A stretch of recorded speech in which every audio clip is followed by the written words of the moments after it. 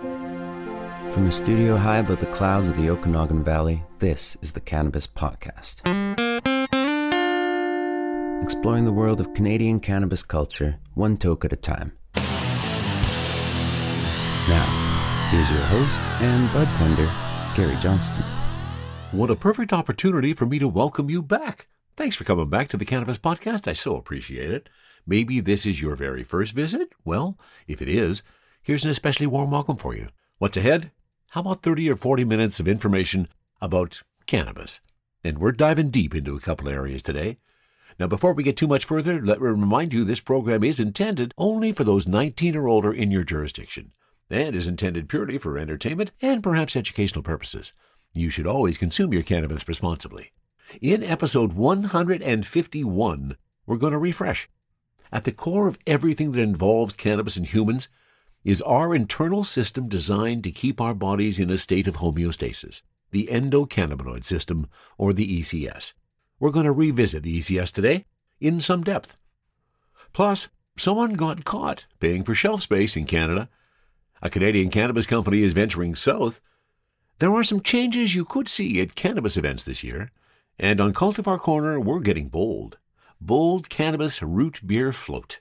All of that and more on episode 151 of the Cannabis Podcast.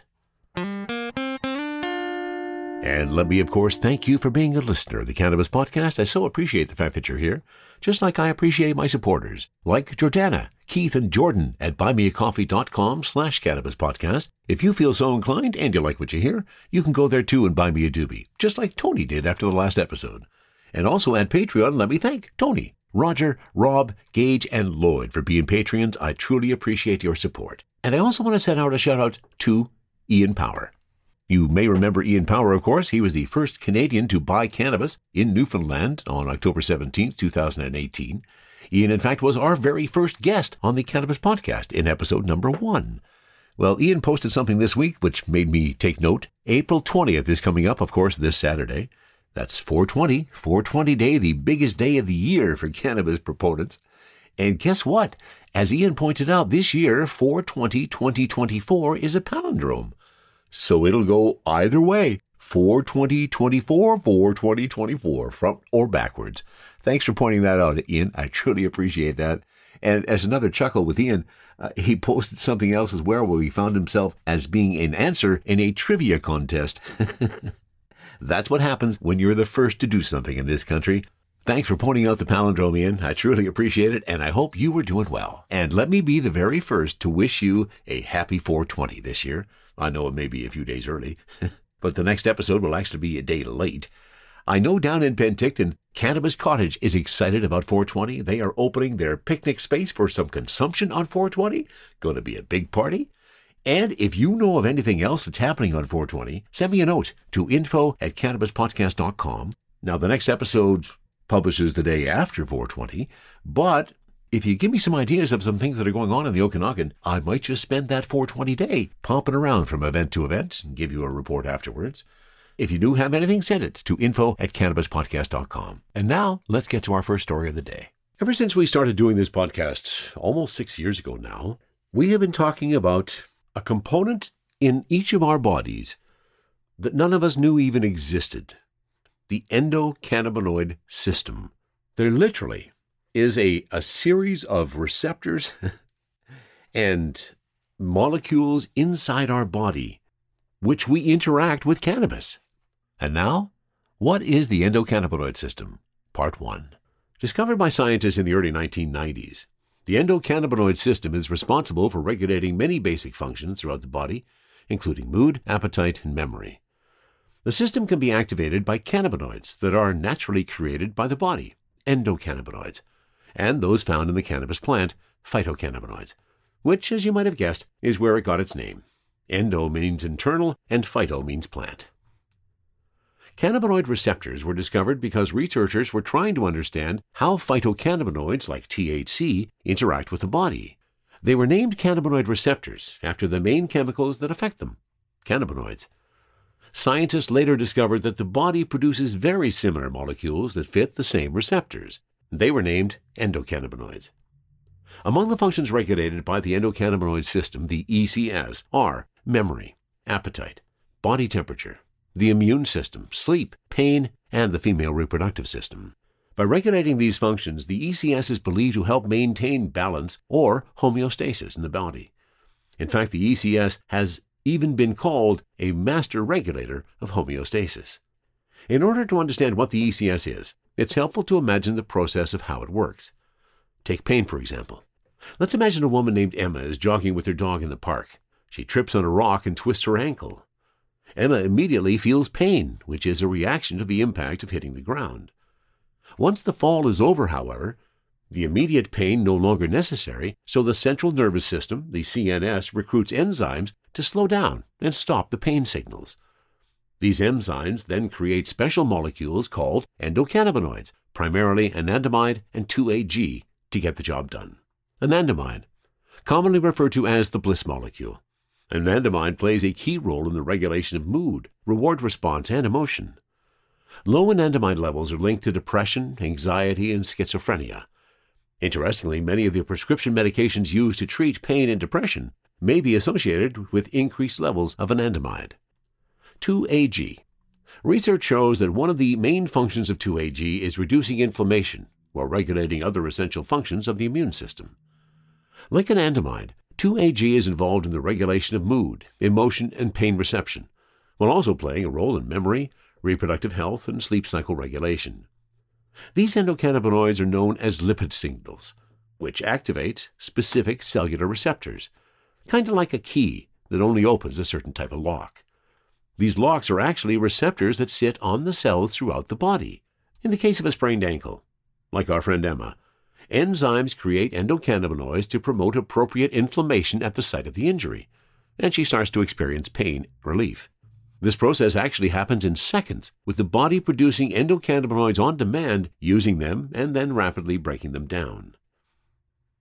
While we don't yet know exactly how cannabis works, we do know that it can interact with the ECS, which is present all over the body.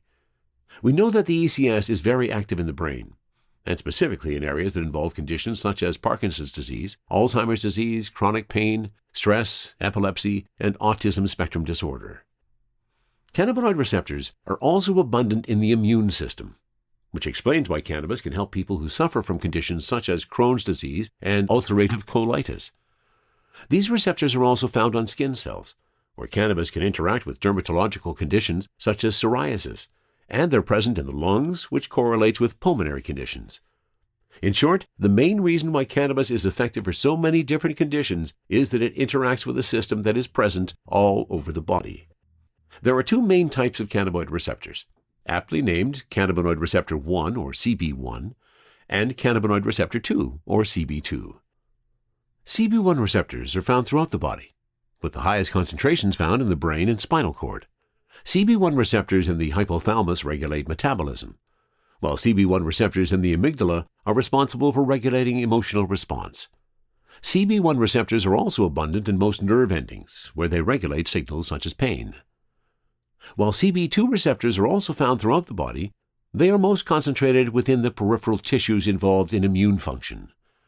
CB2 likely plays a role in regulating immune response to diseases, as the body often increases the availability of this receptor in injured tissues. When activated, CB2 receptors reduce inflammation. And that's the end of Part 1 of the Endocannabinoid 101 review. Thanks to the folks at Kenegma.com. They've done an excellent job in this write-up. And we'll be back with Part 2 of the endocannabinoid system later in this episode. From the cannabis-infused studio in the clouds, this is the Cannabis Podcast. And to Strachan.com and a story written by David Brown for our next one. This, something that there have been suspicions about. The Alcohol and Gaming Commission of Ontario has issued an administrative penalty to a cannabis retailer for alleged violations of the province's regulatory standards related to provincial anti-inducement laws. In a press release issued on April 8th, the AGCO issued an order of monetary penalty totaling $200,000 to the licensed operator of the Cannabis Express chain of cannabis retail stores. This fine was for alleged violations of the province's rules that disallow cannabis stores from asking for or accepting inducements from cannabis producers as a condition of selling, or giving preferential treatment to products in their stores, also known as paying for shelf space. The provincial regulatory agency says it began its investigation after receiving information about possible inducement activity. The AGCO investigated Cannabis Express, including a review of over 82,000 relevant documents. The agency found the Cannabis Express Data Services Program and/or other agreements with licensed cannabis producers are actually an inducement program. Cannabis Express has 14 locations in Ontario and 2 in New Brunswick. Chris Jones, the owner of Cannabis Express, declined to provide comment at this time. So-called data deals have been a controversial subject in the industry for some time now, with some Ontario retailers calling out the practice last year. Provincial rules do allow retailers to sell data to producers. Provincial law and AGCO standards include anti-inducement regulations to protect consumer choice and maintain a level playing field for small businesses in the cannabis retail industry. Dr. Karen Schnarr, Registrar and CEO of AGCO, said in a press release, "The AGCO monitors the sector's compliance with these requirements and will take strong action against any licensee found to be engaging in illegal behavior." A media representative for the AGCO declined to say if they were investigating any other companies for such activities, but says they continuously monitor all licensed cannabis retail operators for compliance with the CLA and standards. The AGCO alleges that it found that Cannabis Express was repeatedly seeking to secure agreements with more than a dozen cannabis producers over the course of more than 2 years. These agreements allegedly offer preferential treatment in exchange for a percentage of product sales. The AGCO says the retailer refused to stock one cannabis producer's product unless the producer agreed to enter into one of these prohibited inducement agreements while promoting the sale of cannabis products from producers who entered into such inducement deals. A licensed retailer served with an order of monetary penalty by the AGCO has the right to appeal the registrar's action to the License Appeal Tribunal, an adjudicative tribunal independent of the AGCO and part of Tribunals Ontario. Some publicly traded companies report sales of their own data programs. Ontario rules do allow retailers to sell data to producers, allowing them to better understand product sales trends. So there you go. Someone got caught inducing to get shelf space in a cannabis store. It might not be something you want to do in the cannabis industry unless you want to pay a big heaping fine. THC, CBD, terpene profiles, what's in me? Oh, please explain to me. Cultivar Corner, Cultivar Corner, oh yeah. Cultivar Corner, please explain this stuff to me. And here we are once again at Cultivar Corner. It's always a bit of a challenge for me to figure out what I'm going to do on Cultivar Corner. Sometimes it's obvious. I try some weed and think, oh yeah, that's got to be featured. And other times I look back and think, what has been really, really popular? And I have to say that this particular one we're doing today has been really, really popular since it first came out. This is from Bold Cannabis, Bold Craft Cannabis, in fact. And today we are doing Root Beer Float. Very, very popular. We sold a lot of pre-rolls of these. We sold a lot of 8s of these. I did pick up the 3.5 grams. And my THC, and this was what was so interesting about Bold Root Beer Float. Right from the moment they first arrived on the scene, their THCs were always high, 31.3% for flower, and my total terp sitting at 3.54. So that's what we're doing today. Let's rip open the package and see what we got. It's not quite as dramatic when there's not a little pop when I pull that bag apart, but at least I was able to get the bag apart. Oh, yeah. Nice. Oh, that's really got some interesting aromas in there. Nice buds on that. Let's pull up the description of Bold Root Beer Float from the folks at Bold. See, I'm getting a bit of vanilla, and that makes sense. Let's take a peek at what these buds are. Let me get my jeweler's loupe out and take a gander at the Root Beer Float. So inside of this 3.5 grams, I've got looks like I got 2 fairly substantive buds and then a few popcorn buds that are sticking in there. Let's take a peek in this guy. This is my big one. There's a bit of oh yes, there are. There's some nice trichome fields in there. Let's break this up and see what kind of stickiness we got here. So this, in terms of the flower, it's kind of a light green, a muted green is kind of the phrasing I would use. And as I pull those buds apart, yeah, there's some sticky to them, which is always nice. We like sticky in our cannabis. I apologize if you hear some noise in the background today. There are workers at the house next door, and they're replacing every single window in that house next door. And that means that there has been a bit of sawing and a bit of hammering, and my apologies if any of that should tear through the concrete and find its way into my studio. I've been looking forward to trying this one, again, primarily because it was really, really popular. There were a lot of people who picked this up once, and they came back multiple times to pick up some more of the root beer float. And that's always intriguing. That always tells me that if you're coming back to get something you already bought, you got a pretty good buzz off of it. And you're pretty hopeful that it's going to do the same thing for you again. And now from the boldgrowth.ca website, here is the description of root beer float, an indica dominant. Root beer float is a rare indica dominant strain created through crossing XXXOG and vanilla kush, which makes sense because I'm getting a bit of vanilla notes in that. Enter into a sweet, hazy, earthy bliss with hints of lemon and pine aroma. Enjoy the classic root beer flavor combined with frothy vanilla notes. Now, it'll be interesting to me whether we get any of that root beer flavor. Definitely some piney notes in there. And some lemon. Again, with the terps at 3.54, I was expecting it to be a lot more abundant in the aroma, so that's not necessarily disappointing, but perhaps not what I was expecting. So here is the rest of the description from Root Beer Float Indica Dominant. Enter into a sweet, hazy, earthy bliss with hints of lemon and pine aroma. Enjoy the classic root beer flavor combined with frothy vanilla notes.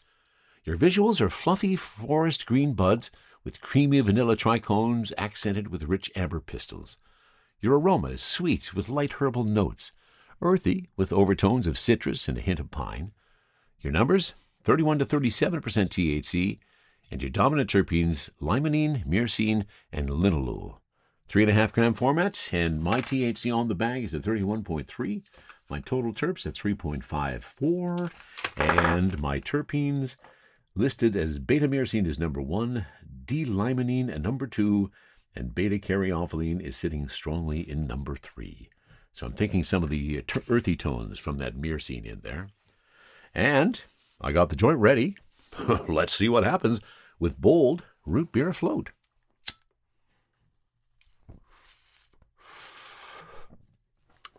Oh, that's a nice smooth initial draw.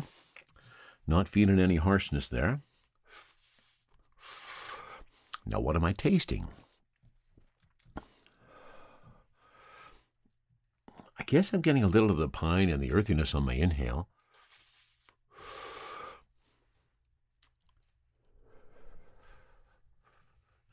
And we got a bit of that citrus on the exhale. It's a pleasant taste, and my Air Max is now up to speed. So a couple hits off the joint. I'm starting to get a little bit of a buzz too. And let's move to the Air Max.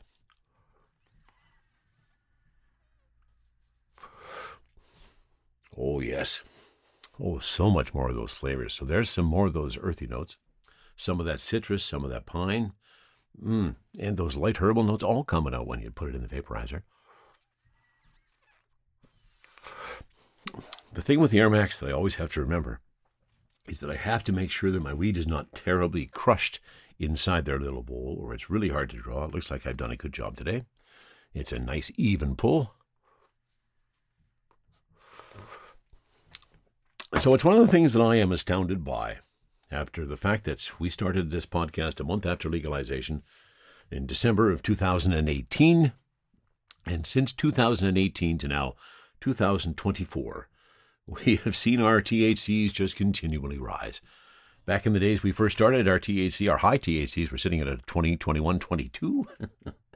And now this has been consistently, every batch that I have seen of this stuff for the last number of months has been in the high, well, not in the high 30s, but over 30.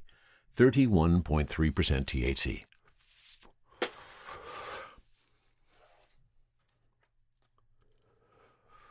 Oh, another hit in the joint. And we'll back that up with another one off of the Air Max.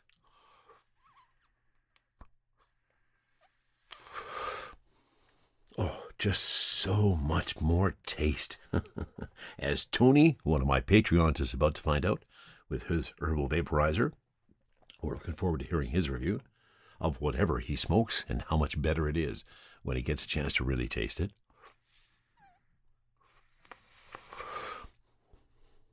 Oh, I put the right amount in the bowl this time. Nice, even draw. I'm really enjoying that. Oh, and here come the happy eyes.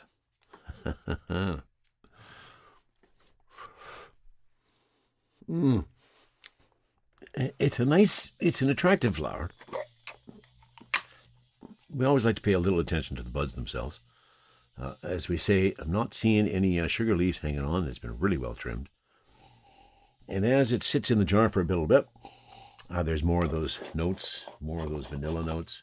Again, this is a cross of Triple XOG and Vanilla Kush to get to Root Beer Float. Now, I have to be really honest. They did make some reference. Enjoy the classic root beer flavor, combined with frothy vanilla notes. Well, this could be again my endocannabinoid system and how everything relates in my body. I'm not getting any root beer. I'm just not. And I know that's what the cultivar is called, Root Beer Float. Floating in some vanilla ice cream, perhaps. Oh, I used to love root beer floats.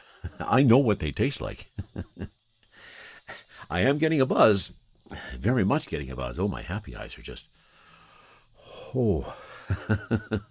This is climbing through my endocannabinoid system. Now my happy eyes are really strong, which is a really good sign for me. Again, I apologize for the noise that I'm hearing in the background. Sounds like they got some saws going now. I will put a little noise reduction in there if I can, but my apologies if some of that comes through in the end result. But I'll know what's coming through in my end result, and that is how high I am off of this root beer float. Okay, yeah, now I'm really getting high. This is working really, really well. I'm quite enjoying the end result of the bold root beer float. It may not taste like root beer, but again, that couldn't be my endocannabinoid system. We talked about it before. The notes that come through are not necessarily what everybody else is picking up. But the endocannabinoid result, definitely there. Wow, this is just flown into, and it's a nice headstone. I'm not really foggy, so it's not taking me down that path. There is some headstone associated to it. There's some really nice body relaxation going on here too. Oh, this is just a really nice high. Why did I wait so long to try this one? Now I know why everybody kept coming back for it. Bold. It's called Root Beer Float, and I am going to float away this day.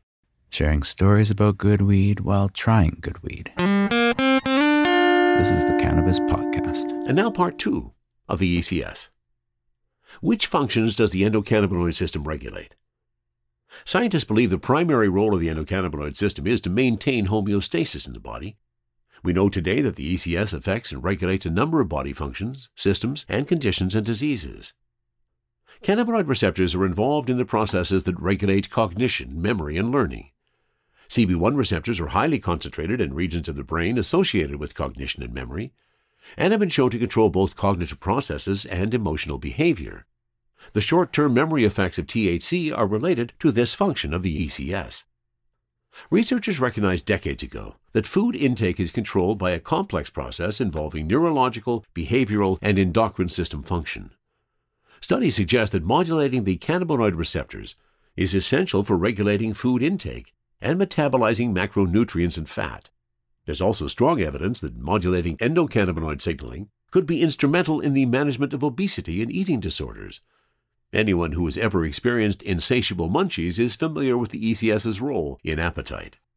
The body maintains a core temperature in the face of a varying external environmental with the help of the sympathetic nervous system, adjusting heart rate and vasoconstriction to help the body adjust and maintain internal balance.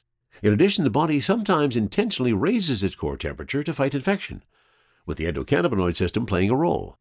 THC is well known to reduce body temperature, and a common side effect of using cannabis is feeling cold. Researchers believe endocannabinoid messengers can have both an inhibitory and a stimulatory effect on the immune system by interacting with CB2 receptors. Researchers have hypothesized that modulating endocannabinoids could serve as a novel therapeutic approach for the treatment of inflammation and autoimmune diseases, and are also in the preliminary stages of investigating the role of the ECS for the treatment of asthma, multiple sclerosis, osteoarthritis, and some forms of cancer. THC's ability to activate CB2 receptors on immune cells could be one reason it's useful in treating serious immune conditions like HIV or AIDS.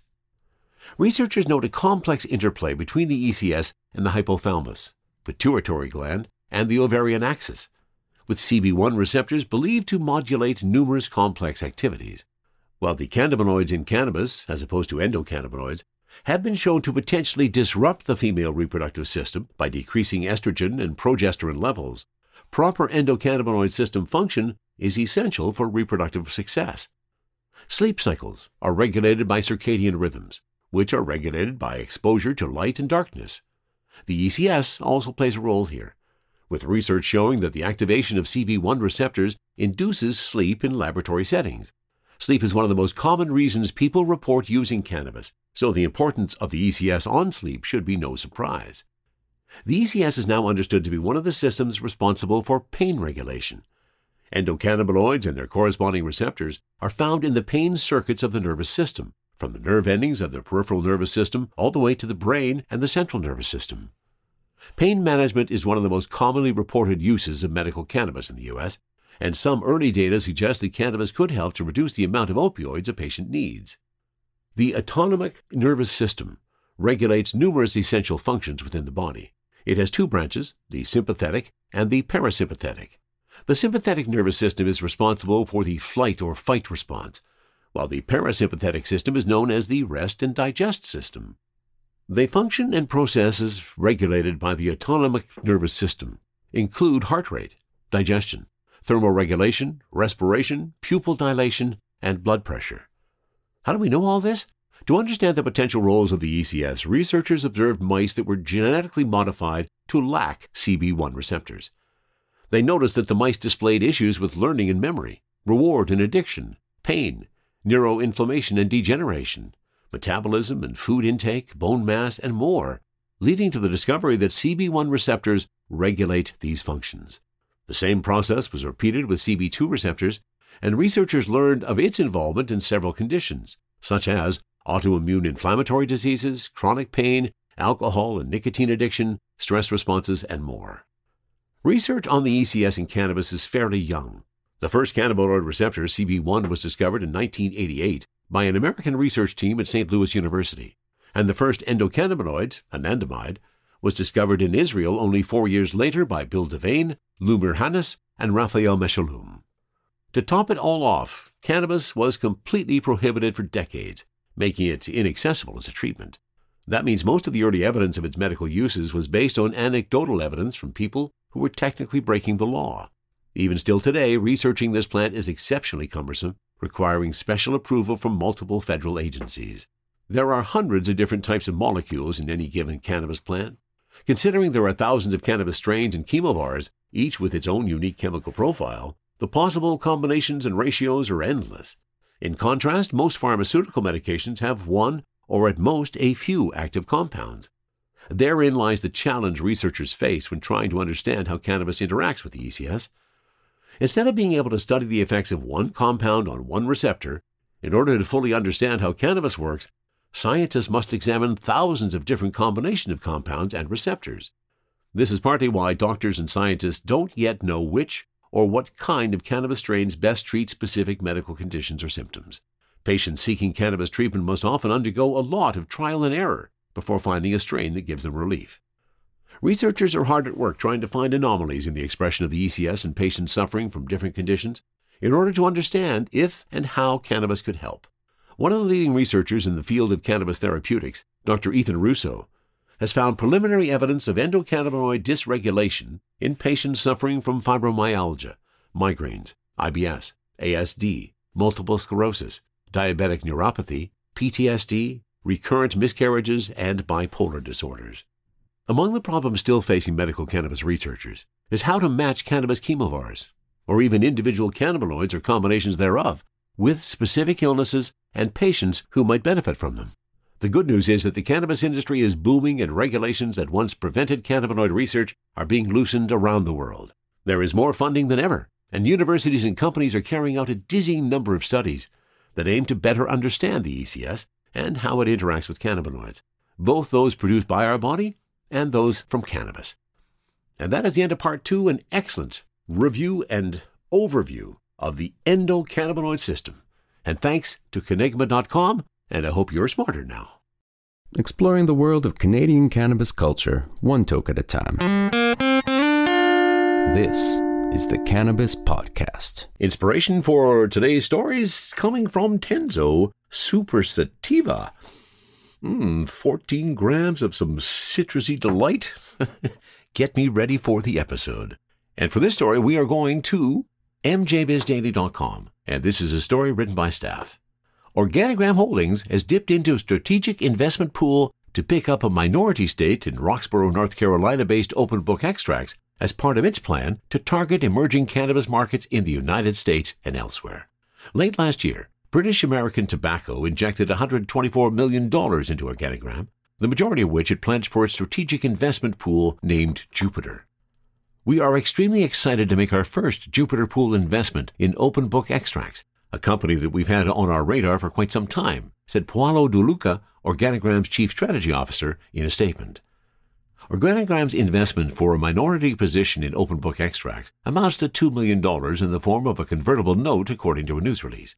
The company said the investment will help the North Carolina business commercialize hemp-derived products in the U.S. over time. They said the strategic rationale included expanding Organigram's footprint in the U.S., which is a strategic priority per the Jupiter strategy. Open Book Extracts is growing quickly and is ready to tap the expanding legal hemp derivatives market. Organigram expects to gain insight into the U.S. market and its consumers. The two companies said they're discussing how Open Book Extracts could serve as a research partner for efficacy testing, technology development, and formulation sciences. Open Book Extracts is nearing completion of its EU GMP certification. Separately, Organigram said it has entered into an underwriting agreement with ATB Securities as lead underwriter to sell 7,740,000 units at a price of $3.23 per unit for gross proceeds of approximately $25 million. The New Brunswick-based company expects to use the proceeds to fund growth initiatives and for general corporate purposes. Each unit will consist of one common share and 1/2 of one share purchase warrant. Each warrant will be exercisable to acquire one common share for a period of 4 years after the closing date at an exercise price of $3.65 per warrant share. Well, there you go. Some good news in the Canadian cannabis market as Organigram looks to the United States, and we hope they have great success with their plan in the future. And our next story is from stratcan.com, and this was contributed. I don't see an author on this one. Yes, it's contributed. If you walk into a cannabis-focused event today, it might not look or smell like the massive conferences that sprouted up soon after legalization in the late 2010s. In fact, you might not be stepping into conference rooms at all. From summer camp getaways to outdoor fairs featuring spikeball tournaments and consumption lounges, cannabis events in Canada have taken a sharp turn from the frothy and shoulder-to-shoulder conferences held in massive conference centers. With contraction and reduced spending also seeping into LP budgets, events aren't as bustling as they used to be. At the Grow Up Conference and Expo in cities such as Toronto and Edmonton, audience sizes have dwindled to 1/3 of what they used to be pre-pandemic.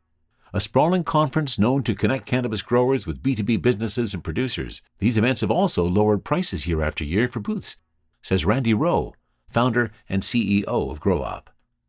First, the pandemic killed our momentum, he says in an interview. Then later we saw brands realize there was so much cannabis supply and not enough POs, and they slashed their budgets, meaning they didn't come to as many shows as they did before. To cite one provincial example, Ontario LPs have endured an 18% decline in revenue since 2019. At Grow Up events, who is behind each booth has also changed over the past 5 years, says Rowe. Until 2020, most exhibitors were ancillary businesses such as CRM and fertilizer companies. But now, brands have joined the fray. We want growers to meet dispensaries and to meet brands too, notes Rowe. And I remember a cool story that happened at our events, where a BC grower met a brand who ended up buying 2 kilos of his cannabis right on the spot. All Grow Up events offer an indulgence that you wouldn't have seen in 2019. Age-gated outdoor consumption lounges that don't serve alcohol.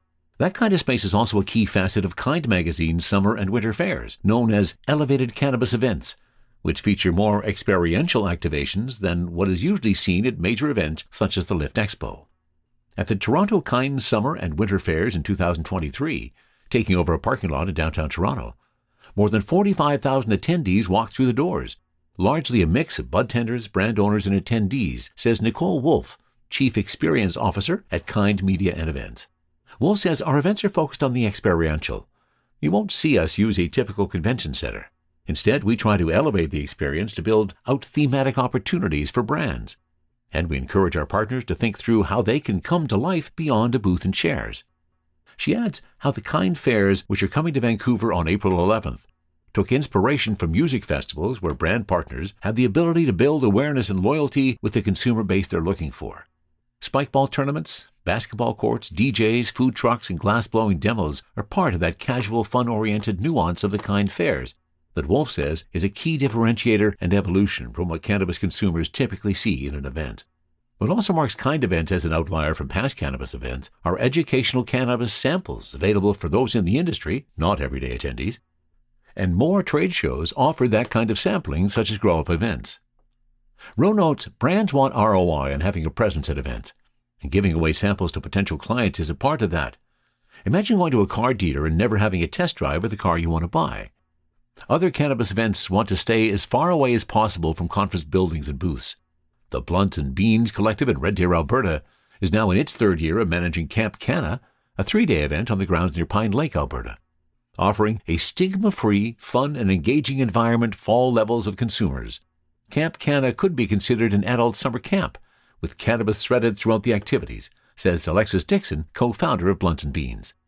We saw how consumer-focused events and tourism was missing from the Canadian cannabis scene, says Dixon, adding how they have enjoyed 238% year-over-year growth in ticket sales. Camp Canna features yoga sessions, slow-pitch baseball tournaments, live music, and open consumption, all in the hope of creating a supportive and passionate community that continues to come back to our events year after year, says Dixon.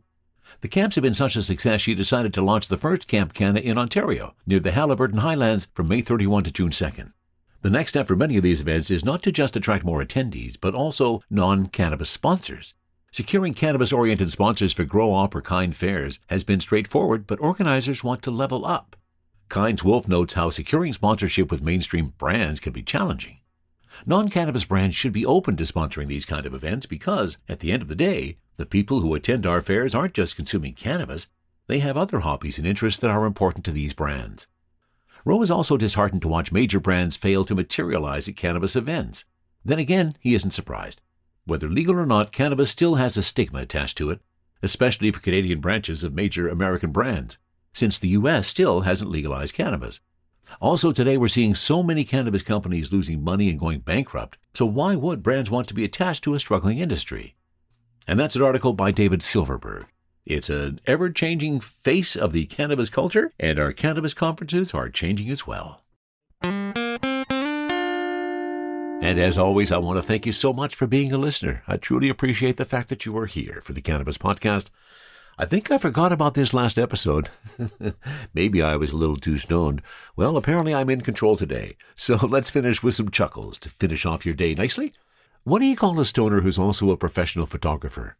A chronicler. Why did the cannabis plant get a job as a banker? It wanted to help people grow their savings. Why did the cannabis plant start a YouTube channel? It wanted to create some high-quality content. What's a stoner's favorite holiday? 420, of course. And that's a perfect note to end on. And that wraps it up for episode 151 of the Cannabis Podcast. May you have a very happy 420. From the cannabis-infused studio, high above the Okanagan Valley, this was the Cannabis Podcast.